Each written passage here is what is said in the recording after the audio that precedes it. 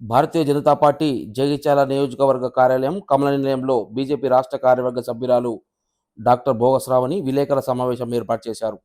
ఈ సందర్భంగా డాక్టర్ భోగశ్రావణి మాట్లాడుతూ మహిళా దినోత్సవం సందర్భంగా శుభాకాంక్షలు తెలిపారు. మహిళలు అన్ని రంగాల్లో ముందు ఉండాలని ఆమె ఆకాంక్షించారు. కానీ రాజకీయాలలో మహిళలను అనగదొక్కే ఆలోచనలు జగిత్యాల నియోజకవర్గంలో జరుగుతున్నాయని అన్నారు. స్థానిక ఎమ్మెల్యే మాట్లాడుతూ కేంద్ర ప్రభుత్వం అభివృద్ధికి సహకరించడం లేదని అన్నారు. కానీ నియోజకవర్గ పరిధిలో గల రోళ్లవాగు ప్రాజెక్టు గురించి ఎంపీ అరవింద్ గారు కేంద్ర మంత్రివర్యులను లిఖితపూర్వకంగా అడగక దానికి కేంద్ర మంత్రివర్యులు సంబంధిత లేఖలో పరివేష్ 2.0 పోర్టల్లో రాష్ట్ర ప్రభుత్వము ఎటువంటి ప్రపోజల్ పెట్టలేదని అన్నారు. అంటే అది మీకే వర్తిస్తుంది, ఇంకెవరికి వర్తించదు.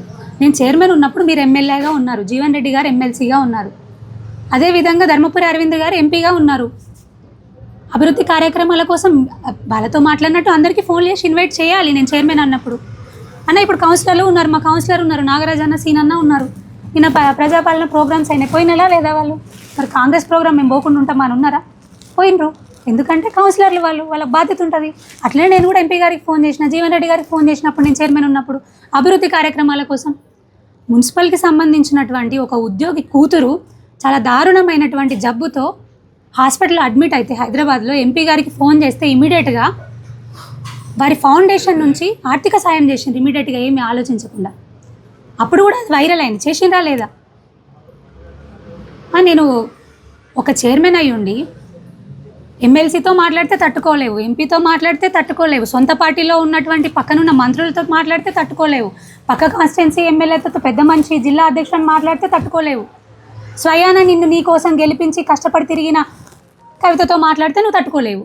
కేటీఆర్ మున్సిపల్ శాఖ మంత్రి, మాకు అప్పుడు సంబంధిత శాఖ మంత్రి వారు, ఆయనతో మాట్లాడినా నువ్వు తట్టుకోలేవు. మాట్లాడుతున్న పక్షంలో సరే అని ఉంటారు. నువ్వు ఎన్నిసార్లు మిగతా పార్టీలకు సంబంధించినటువంటి నాయకులను పార్టీలోకి రండి కలిసి పనిచేద్దామని మాట్లాడలేదు.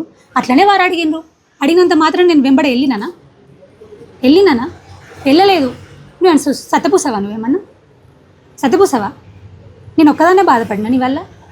మిగతా ఒక మంచి పదవిలో ఉన్నటువంటి మహిళా ప్రజాప్రతినిధులు ఎవరు బాధపడలేదా? ఏడవలేదా? బయటికి వచ్చి స్టేజ్ల మీద చెప్పుకోలేదా?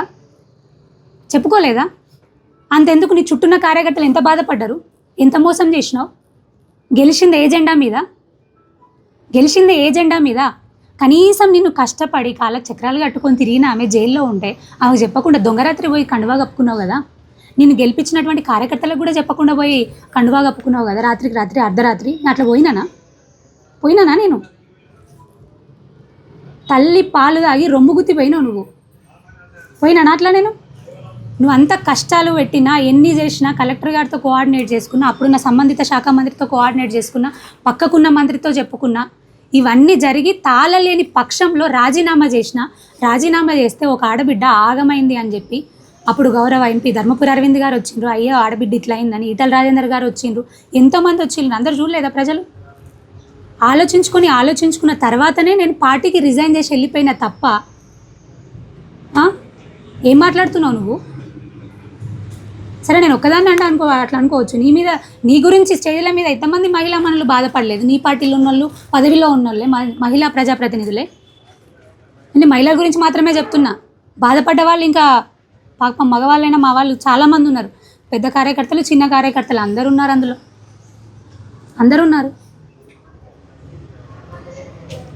ఏదో సత్యపూసలాగా ఇప్పుడు వచ్చి నీలా దొంగరాత్రి పోయినానా? నేను దొంగరాత్రి పోయి కండువా కప్పుకున్నానా? కష్టం వచ్చినప్పుడు లేదు నేను ఇంకా ఫండ్ ఇస్తున్నా బీఆర్ఎస్ పార్టీలోనే ఉన్నా అంటావు. నేను అన్నానా అట్లా? సాఫ్ సీదా చెప్పినా నేను. అరవింద్ అన్న గారు ఇర్రెస్పెక్టివ్ ఆఫ్ పార్టీస్ తన అనుచరులు నేను కంటెస్ట్ చేసిన నేను ఉన్నా సరే మీరు అడిగారని, మీరు ఒక ఎమ్మెల్యే లెజిస్లేటివ్ హోదాలో ఉన్నారని ఢిల్లీకి పిలిపించుకొని సంబంధిత మంత్రివర్యుల్ని కల్పించి ఫండ్ ఇప్పించి ఆయననే లెటర్లు పెట్టి మళ్ళీ ఫాలోఅప్లు చేపిస్తే కనీసం వచ్చిన ఫండ్ కూడా ఎక్కడ వాడావో కూడా తెలియదు. నీ వ్యవహారాలు అన్నీ తెలిసి నీ వ్యవహారాలు చక్కగా లేవని నీ గురించి ఉన్నట్టు మాట్లాడిండ్రు. అది నీకు తప్పైపోయింది. పిలిచినప్పుడు మంచోడైండు. నీ వ్యవహారాలన్నీ బయటపడి, నీ దొంగతనాలన్నీ బయటపడి, నీ సొంత డెవలప్మెంట్ల కోసం కాంట్రాక్ట్లు తెచ్చుకునుడు, నీవే బిల్లులు చేయించుకున్నాడు, ఇవన్నీ బయటపడి ఉన్న విషయం మాట్లాడితే ఇప్పుడు చెడ్డోడైపోయిందా? అప్పుడే మంచోడైపోయింది, ఇప్పుడు చెడ్డోడైపోయిందా నీకు? ఇదేందయ్యా కథ? మరి ఏడవాడుతున్నావు ఫండ్, ఏం చేస్తున్నావు అని అడిగితే నీకు చెడ్డోడైపోయిందా? ప్రజలు ఇదంతా చూస్తలేరా? ప్రజలు చాలా వివేకవంతులు, అన్నీ గమనిస్తున్నారు, ప్రతి ఒక్కటి కూడా గమనిస్తున్నారు. నువ్వేదో ఈరోజు ఆడబిడ్డ ముందుకొస్తుంది, ఆడబిడ్డను ప్రోత్సహిస్తున్నారు అని చెప్పి ఓర్వలేక ఇష్టారీతిన ఇటు ఎంపీ గారి మీద చేస్తూ ఆరోపణలు చేస్తూ ఇది చేస్తలేరు అది చేస్తలేరు అని ఇష్టారీతిన మాట్లాడుతూ గౌరవనీయులు ప్రధానమంత్రి వర్యులయ్య దేవుళ్ళ కొలుస్తున్నారు ప్రతి ఒక్కరు. ఈ రోజున నీ చిల్లర రాజకీయాల కోసం మోదీ గారి మీద మాట్లాడతావా నువ్వు? అసలు నీకు అంత హక్కు ఉందా? అదంతా ఉందా? You may be a good doctor but you never become a good leader. Yes, it's true. ఇంకేం మాట్లాడుతున్నాడు? మళ్ళీ నేను పోటీ చెయ్యా, అందుకేనా ఇదంతా దండుకునేది ఇవన్నీ? అందుకేనా మొన్న సరే 60 కోట్లు ఇప్పించిండు అరవింద్ అన్న సెంట్రల్ గవర్నమెంట్ నుంచి. 60 కోట్లు వచ్చినాయన్న డెవలప్మెంట్ కోసం. అది ఏం చేస్తాడో చూద్దాం. కాంగ్రెస్లో సభ్యత్వం లేదట. ఇంకేమన్నాడు? ఇంకో మాట కూడా ఏదో అన్నట్టున్నాడు అన్న, నెక్స్ట్ టైం కాంగ్రెస్లో పోటీ చేస్తానో లేదో తెలియదు. మరి ఇస్తే అంటే మరి బీఆర్ఎస్లోకి పోతావా, బీజేపీలోకి వస్తావా? ఇలా పోతావు, బీఆర్ఎస్లోకి పోతావా, బీజేపీలోకి వస్తావా? చెప్పు మరి, అది కూడా చెప్పు, అది కూడా చెప్పాలి కదా. సో మళ్ళీ పోటీ చేయని ఆయన నోటి నుంచి ఆయనే చెప్పిండు. పోటీ చేయని చెప్పే కదా ఇవన్నీ దండుకుంటున్నాడు. ఇన్ని కోట్లు ఏ ఫండ్ ఇచ్చినా ఏడికి పోతుందో అర్థమైతలేదు. నగరవన్ యోజన ఫండ్ అటే వేయింది, ఈ ఫండ్ అటే వేయింది. నగరవన్ యోజన కింద అంబారిపేటలో అర్బన్ ఫారెస్ట్రీ డెవలప్ చేస్తున్నా అని చెప్పుకొచ్చిండు. మరి అదే అర్బన్ ఫారెస్ట్రీ కోసం జగిత్యాల మున్సిపల్ నుంచి కూడా ఫండ్ వేయిందన్న, లక్షల్లో వేయింది. లక్షల్లో పెద్ద అమౌంట్ పోయింది. ఎక్కడికి పోయింది? ఈ కోట్ల ఫండ్ 1.4 crore ఎక్కడ పోయింది? జగిత్యాల మున్సిపాలిటీ నుంచి 2 సంవత్సరాలకు ముందు ఫండ్ పోయింది. ఎక్కడ పోయింది? అదేమైంది ఇదేమైంది చెప్పుండ్రి మరి. డబుల్ మాట్లాడితే డబుల్ బెడ్రూమ్ అంటాడు. అసలు డబుల్ బెడ్రూమ్ నువ్వు ఎన్ని పెట్టినావు? ఆ కాంట్రాక్టర్ ఎవరు? నీ సొంతదే కదా అది. అన్నీ నువ్వే కాంట్రాక్ట్లు తీసుకో, మావి ఏం కుడదని చెప్పుకో. సరే నేను పర్సనల్ విషయాల గురించి పోను, కానీ నీ సొంత డెవలప్మెంట్ కోసం, నీకు సొంత కాంట్రాక్ట్ల కోసం కనీసం చిన్న మున్సిపల్ వర్కులు కూడా వదలకుండా, చోటా మోటా కాంట్రాక్టర్లను కూడా బతకనీయకుండా అన్నీ నువ్వే చేస్తున్నావు. చేసుకో, డెవలప్గా. పాపం మళ్ళీ గెలిచేది ఉందా? సారీ మళ్ళీ పోటీ చేసేదే ఉందా? నువ్వే చెప్పినావు కదా, అందుకే ఇవన్నీ లోపలేసుకుంటున్నట్టున్నావు. నువ్వు లోపలేసుకున్న తర్వాత కానీ ప్రజల గురించి కనీసం ఆలోచించు, అభివృద్ధి గురించి కనీసం ఆలోచించు, రోడ్ల మోర్ల గురించి కనీసం ఆలోచించు. అభివృద్ధి అనేది నీ వాట్సాప్ స్టేటస్లలో, నీ రీళ్ళల్లో కనిపించేది కాదు. ప్రజలకు కనిపించాలి, ఊళ్ళల్లో కనిపించాలి, పట్టణాలలో కనిపించాలి. That is development. నువ్వు మాట్లాడితే 10 సార్లు చెప్తే వచ్చేది కాదు. కనీసం ఇప్పటికైనా మారితే మంచిది.